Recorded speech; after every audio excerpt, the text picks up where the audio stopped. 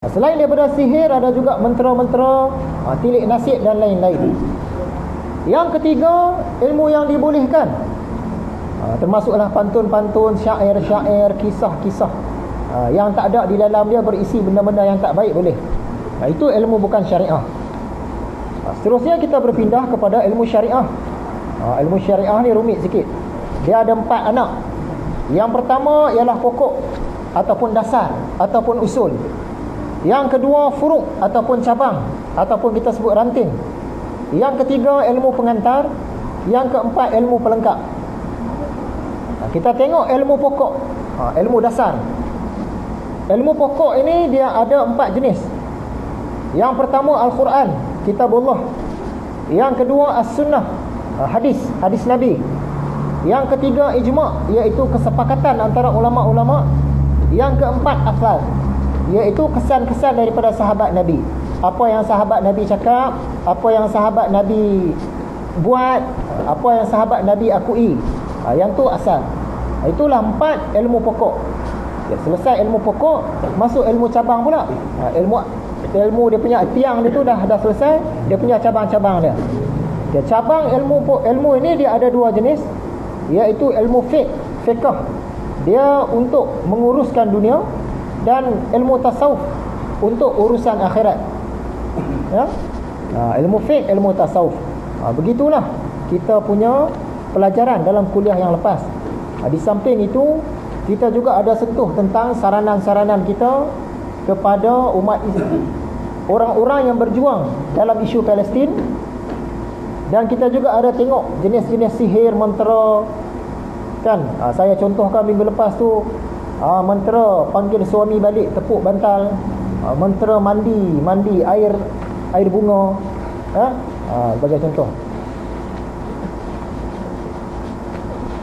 Okay, hadirin yang dirahmati Allah sekalian, sekarang masuklah dalam pelajaran kita hari ini.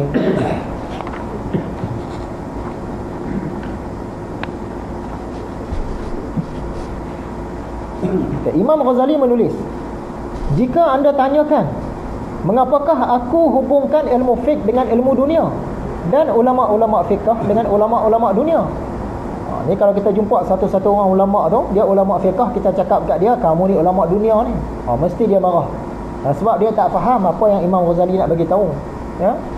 Bukan Imam Ghazali kata orang yang belajar ilmu-ilmu fiqh ni jadi ulama'-ulama' fiqh sebagai ulama' dunia, tak sangkut akhirat langsung. Dia nak bagi tahu tak bersangkut secara langsung. Tu maksud dia.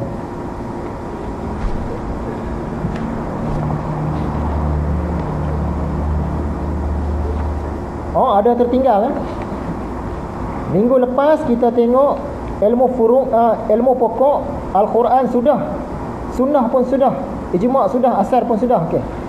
Yang belum kita sentuh ilmu pengantar dan ilmu pelengkap. Yang ni saya sentuh sikit lah, sebab minggu lepas kita tak cukup masa.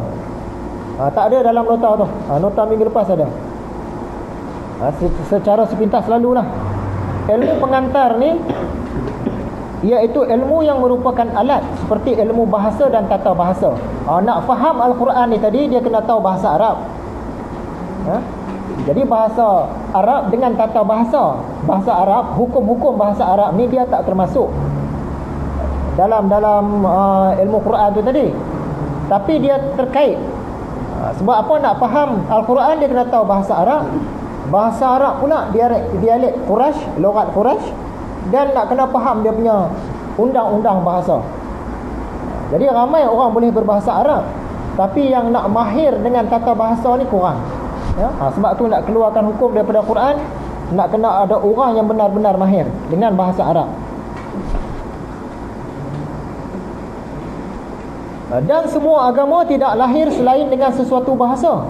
Maka jadilah mempelajari bahasa itu sebagai alat.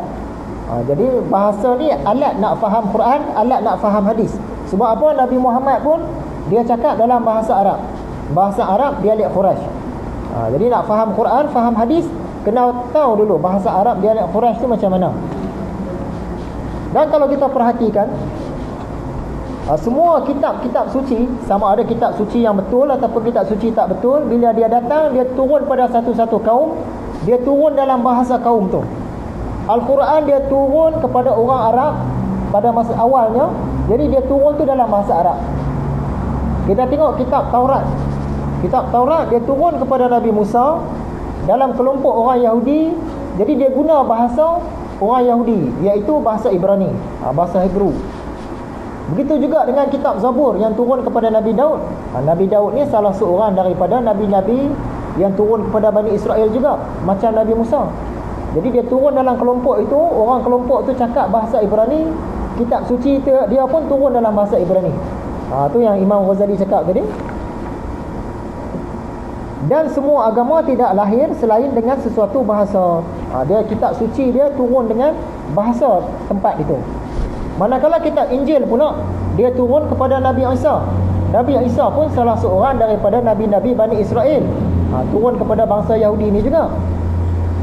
Jadi kalau mengikutkan kajian terkini, kemungkinan kitab Injil itu dia turun dalam bahasa Ibrani, ataupun satu lagi dalam bahasa Aramaik, bahasa Syriac. Sebab apa? Zaman itu orang-orang Yahudi ni dia banyak bercakap dalam bahasa Aramaik, ya? Tapi kalau ikut sumber-sumber daripada Kristian, dia kata turun dalam bahasa Greek, bahasa orang Rom, ya. Seterusnya agama Majusi yang asalnya agama Zoroaster di Parsi. Nama kitab dia Zen Avesta. Kitab ni sebab dia turun di negara Parsi, maka bahasa dia pun bahasa orang Parsi juga, ya. Dalam bahasa Avestan, iaitu negara Parsi, negara Iran tu sebelah timur. Tu bahasa orang belah tu. Untuk agama Buddha, kitab Tripitaka ataupun disebut kitab Tiga Keranjang, dia turun dalam bahasa Sanskrit. Salah satu cabang bahasa Sanskrit, nama dia bahasa Pali. Sebab apa? Orang zaman itu di India tu dia cakap bahasa tu. Kitab Weda untuk orang-orang beragama Hindu, dia turun dalam bahasa Sanskrit. Kemudian kitab-kitab di negara Cina pun sama lah.